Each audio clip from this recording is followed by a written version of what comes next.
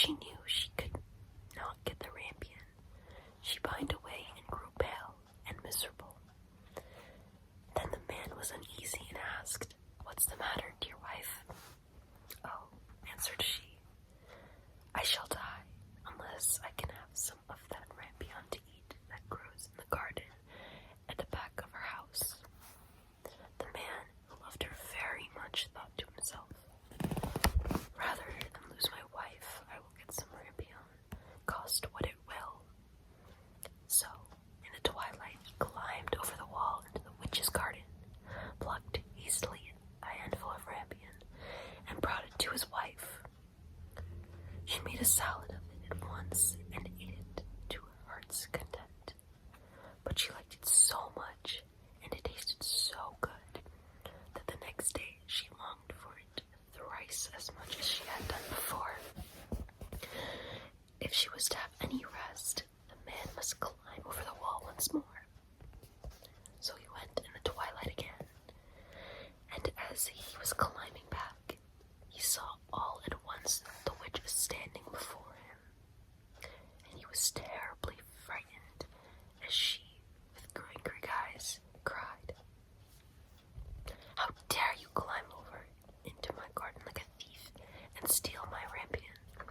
It shall be the worse for you." "Oh," answered he, "be merciful rather than just.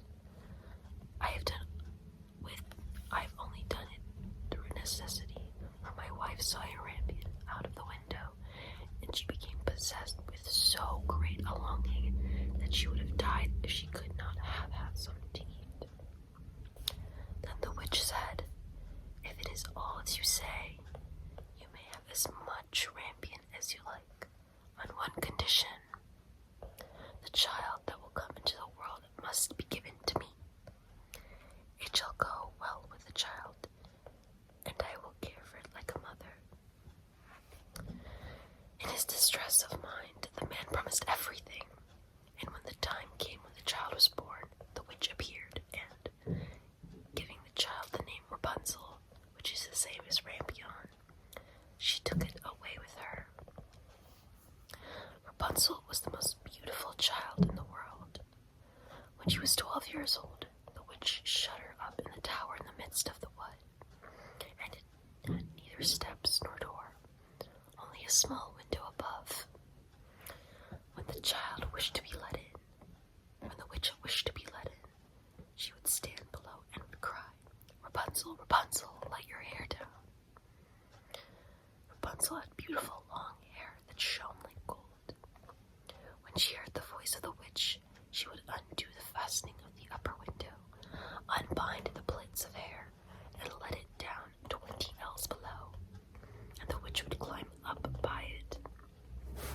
After they had lived thus a few years, it happened that as the king's son was running through the wood, he came to the tower, and as he drew near, he heard a voice singing so sweetly that he stood still and listened. It was Rapunzel in her loneliness, trying to pass away the time with sweet songs. The king's son wished to go into her, and sought to find a door in the tower, but there was none. So he rode home, but the song had entered into his heart, and every day he went into the wood and listened to it. Once, as he was standing there under a tree, he saw the witch come up, and he listened while she called out, "Oh, Rapunzel, Rapunzel, let down your hair." Then he saw how Rapunzel let down her long tresses, and how the witch climbed up by it and went into her. And he said to himself, "Since that is a ladder, I will climb it and seek my fortune." And the next day, as soon as it began to grow dusk, he went to the tower and cried, "Oh, Rapunzel, Rapunzel, let down your hair." And she let down her hair, and the king's son climbed up by it. Rapunzel was greatly terrified, but when she saw that a man had come into her, for she had never seen one before. But the king's son began speaking so kindly to her and told her how her singing had entered into his heart, so that he could have no peace until he had seen her herself. Then Rapunzel forgot her terror, and when she asked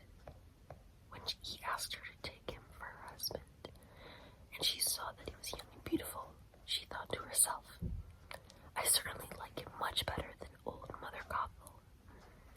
And she put her hand into his, saying, I would willingly go with thee, but I do not know how I shall get out. When thou comest, bring each time a silken rope, and I will make a ladder. And when it is quite ready, I will get down by it out of the tower, and thou shalt take me away on thy horse. They agreed that he should come to her every evening, as the old woman came in the daytime. So the witch knew nothing of all this until once Rapunzel said to her unwittingly, Mother Gothel, how is it that you climb up here so slowly, and the king's son is with me in a moment? Oh, wicked child, cried the witch. What is this I hear? I thought I had hidden thee from all the world, and thou hast betrayed me. In her anger, she seized Rapunzel by her beautiful hair, struck her several times with her left hand, and then grasping a pair of shears in her right, snip, snap, the beautiful locks lay on the ground. She was so hard-hearted that she took Rapunzel and put her in a waste and desert place, where she lived in great woe and misery. The same day on which she took Rapunzel away, she went back to the tower in the evening and made fast of the severed locks of hair to the window hasp. And the king's son came and cried, Rapunzel, Rapunzel, let down your hair.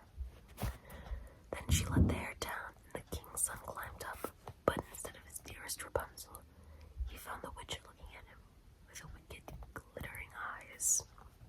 Aha! Cried she, mocking him. You come for your darling, but the sweet bird sits no longer in the nest and sings no more. The cat has got her, and will scratch out your eyes as well. Rapunzel is lost to you. You will see her no more. The king's son was beside himself with grief, and in his agony he sprang from the tower. He escaped with life, but the thorns on which he fell put out his eyes. Then he wandered blind through the wood, eating nothing but roots and berries, and doing nothing but lament and weep for the loss of his dearest wife. So he wandered several years in misery, until at last he came to the desert place where Rapunzel lived with her twin children that she had borne, a boy and a girl. At first he heard a voice that he thought he knew, and when he reached the place from which it seemed to come, Rapunzel knew him, and fell on his neck and wept, and when her tears touched his eyes,